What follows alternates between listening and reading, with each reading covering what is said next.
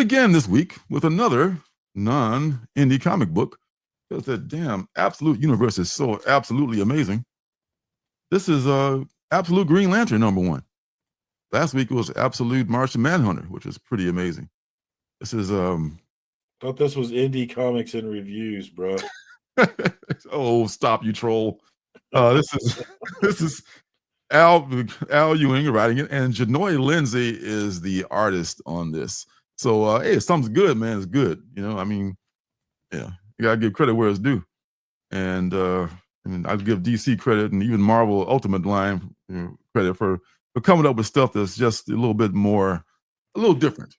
You know, It's their indie books, though, right? If you think about pretty it, pretty much, yeah. Only thing missing is like, I guess cursing and nudity, but that's pretty close to that. Some of them, it's definitely more extreme. This one is very cool. It starts with the absolute my guy Hal Jordan is walking down the road, man. He's just like a man, like his mind has been blown, and not in a good way. And he's walking down the road by himself with his hand in his pocket. And he's approached by this I guess a sheriff, a deputy, or a state police car. And the policeman's like, "Hey, dude, get your hand out your pocket." He said, "No, you don't want me to do that." So he goes through this whole thing. And when he does take his hand out of the pocket, it is not a good day for the cop. So Hal continues down the road, I should say, and comes to a diner. And this is a diner called Mo and Mays, or May and Mo's, like this little roadside truck stop place. People are in there, kicking it, watching the ball game and stuff like that. Hal comes in and sits down, and waitress like, "Hey, can I get you, honey?" And all of a sudden something comes on the TV, like interrupts the ball game. And they say there's been this event. This is in Colorado. And this event took place in Evergreen, Colorado. They are, I think, I forget what other state they were in, but they're outside, I guess, in the boondocks. And this thing has landed. This giant, like, lantern-like edifice has come down over the entire city, and everything has just come to a standstill. And Hal's like, "Yeah, I know. That's where I just came from." But we flash back to, I think, 5 days earlier, where Hal and Joe and the other lantern, John Stewart, are y'all hanging around in a cafe, kicking it in Evergreen. They happened to be there when this happened. The whole time difference I'll talk about later. And they see this thing come down, and it's like this green wall, and there's like a biker gang, or a couple of bikers coming toward the wall. They just run right into it and just be smashed. It was just smashed to to smithereens. And I don't know what happened to make that occur like 5 days before. And Hal is he's been walking for 5 days, I guess. I don't know. And plus, how did the people in the diner not know already that this has happened? So this maybe questions could be answered in the next issue. So Hal's like, "I know about this."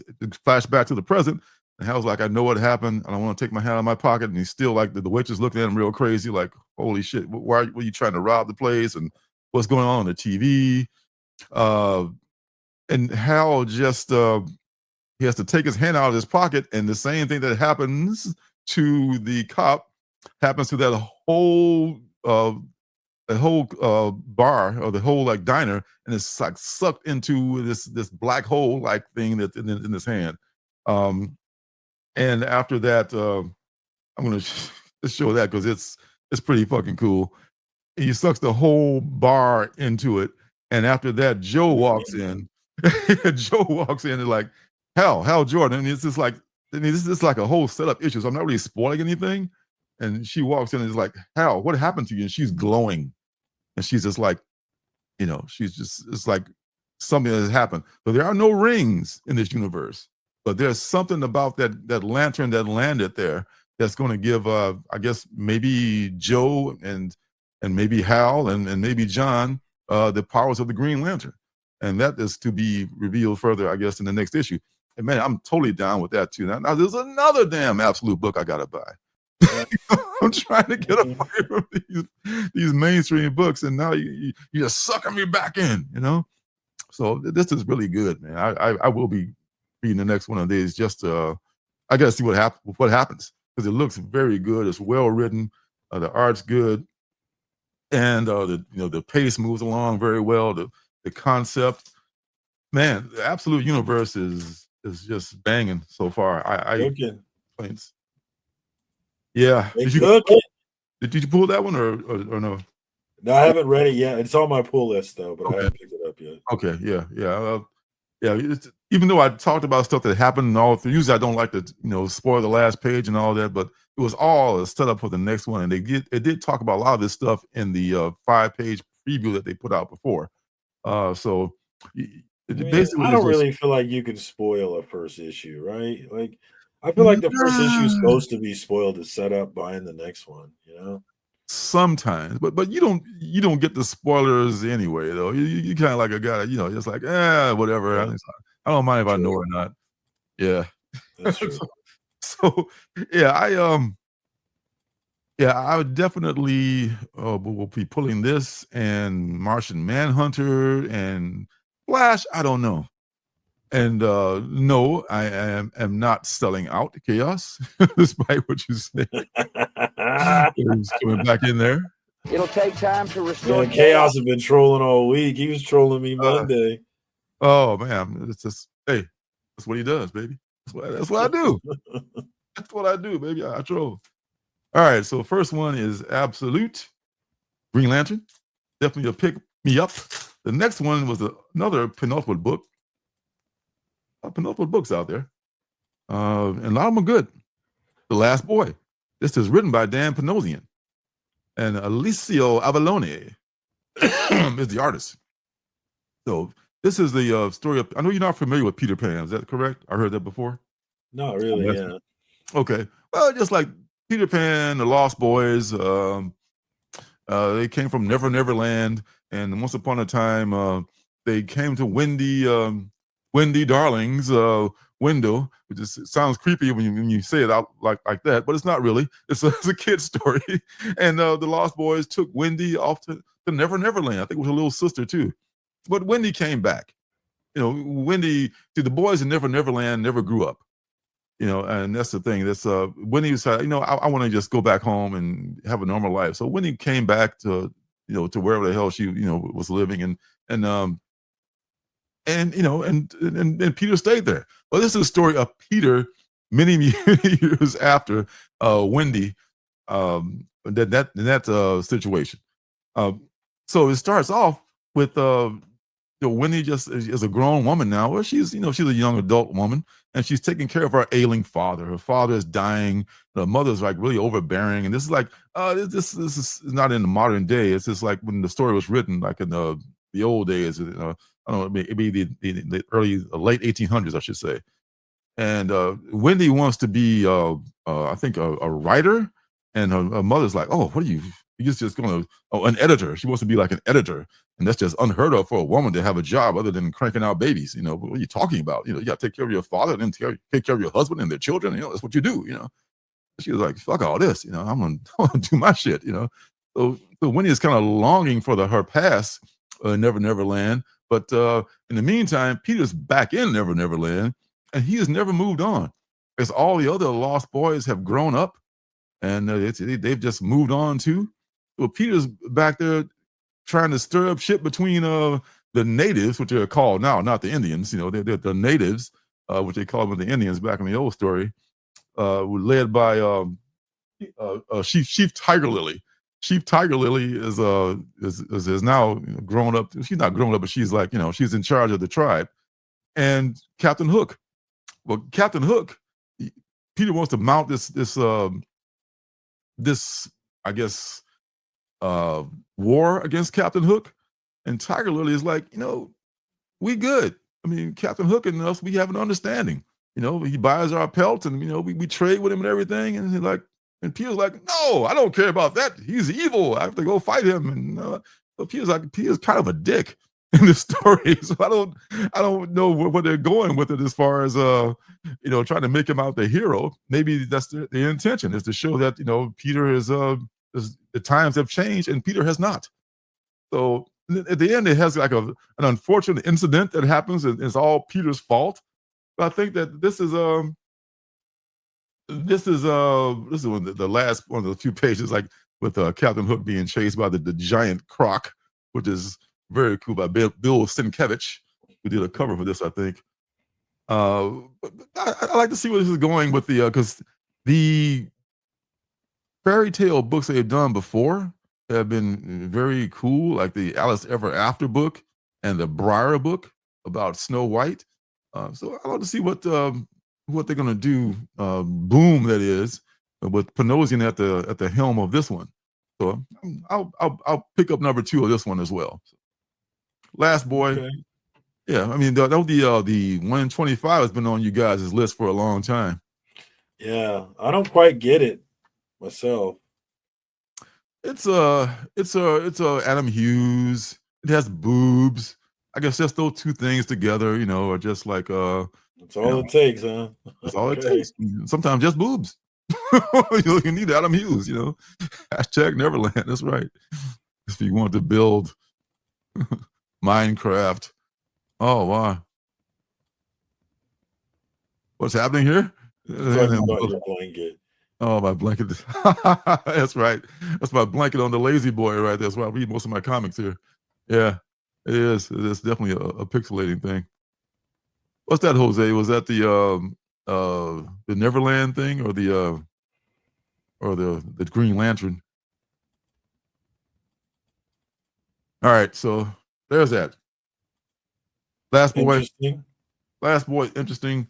If you remember Peter Pan from your childhood, it's probably it'll probably be an interesting read for you, unless you think it might sully your opinion of Peter, because he's not painted in very a very charming light here. The Last Boy, you're right, not the Lost Boy, the Last Boy, because he wouldn't grow up.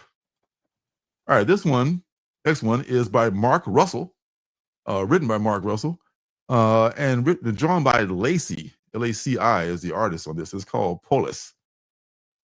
A lot of explanation is given in this book, in the before matter, in the forward, and in the back matter. This is about protopias. We all very familiar with what a dystopia is, right? Because most of indie comics now are like just futuristic, dystopian, apocalyptic circumstances, where everything has gone to shit. And the utopia is this thing that's pretty much, frankly, just unattainable. Because there's no way a utopia could exist, because the simple fact that people are imperfect by their very design. No matter how they try to AI their way out of it, we are imperfect, and there will never be a utopia. So a protopia is the closest thing to a utopia that they think, well, it's not bad, but it's better than a dystopia. So this is these one shots, this series of one shot graphic novellas, if you will, are going to be focusing on different protopias, and this is the first one, called Polis. This one is by Mark Russell, and it talks about the global climate change, mostly down in Florida. I guess it's happened everywhere, but this story takes place in Florida, and it's pretty much most of the state is underwater, if not literally underwater, damn near underwater. And so some people are still holding out there on the land. This is home. I'm never going to leave. But there's also people who have moved on, and these people are living in floating cities.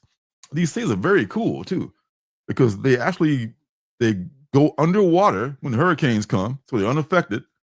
All right, so here's your city when the hurricane is coming.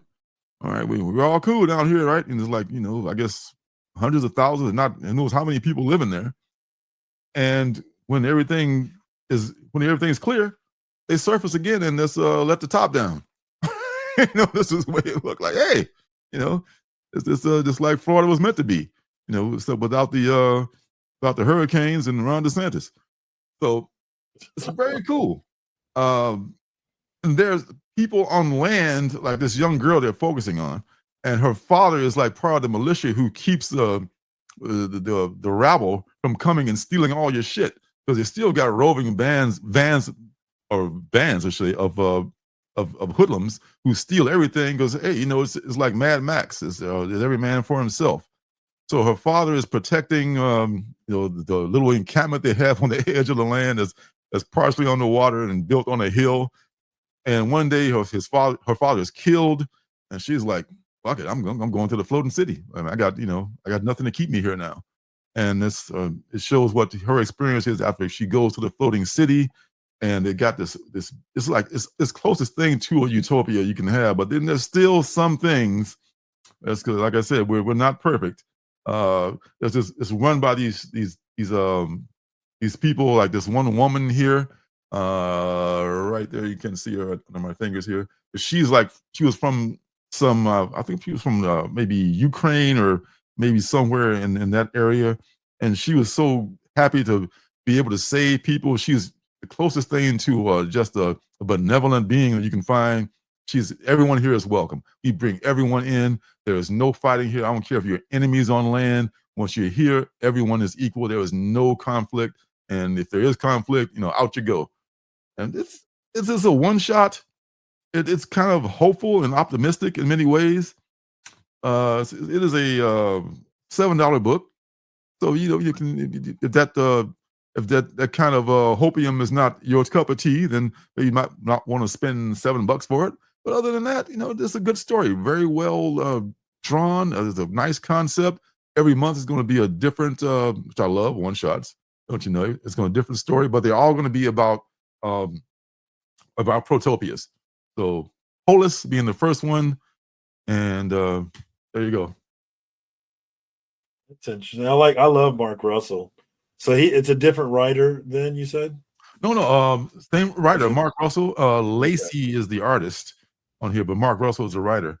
It's not like there's some of the humor that you might find in Mark Russell. It's not as like maybe because he's writing about protopias, and he's not like didn't he write that one about the rich guy who was a serial killer too? I forget what that one was called. That was much more acerbic and satirical, but this one is more like hopeful. It's hard to say. Just all I can say about it. It's a fun book to read, and it's nice to imagine such a place could exist after we fucked up the planet. That'd be nice. Yeah, that hurricane system is pretty dope. Oh, isn't that great? See, that's what we could have if the billionaires focus their money on stuff like that rather than like. Oh, here we go on the billionaires. Goddamn right. I never support a comic company that use AR. Oh no. I mean, yeah, and plus it doesn't look good. It's putting artists out of work, and it's just not good. It's just like what a computer would make. Would think art would be. What's this Chaos Steel talking about here? Never was a Peter Pan comic from heavy metal people. Yeah, I remember that one actually. A lot of people like that one. It does kind of ring a bell. Okay. Yeah. Mark Russell didn't know and apologized to his followers. Oh, okay. Oh, I see. Okay, that's what it's about, the AR thing. Yeah. For real. All right, so the last book we're going to be doing here on the What's Good program was not a penultimate book, but it was one that I thought was kind of cool. This was from the people who did this book Vinyl many years ago. 3 years ago. Doug Wagner, writer, and Daniel Hilliard on the art. This is called I Was a Fashion School Serial Killer. Now this got me with the first line out of the book. Let's be clear. I never set out to be a fashion school serial killer. Sometimes things just happen to go your way. So, okay, right away. Okay, this is great. This is going to be awesome here. Okay, so this young girl named Rennie, she's very goth and very very dark and very very moody and shit like that. But she's an amazing seamstress.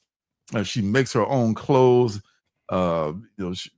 She can turn anything into a garment. Only problem is she's also a serial killer.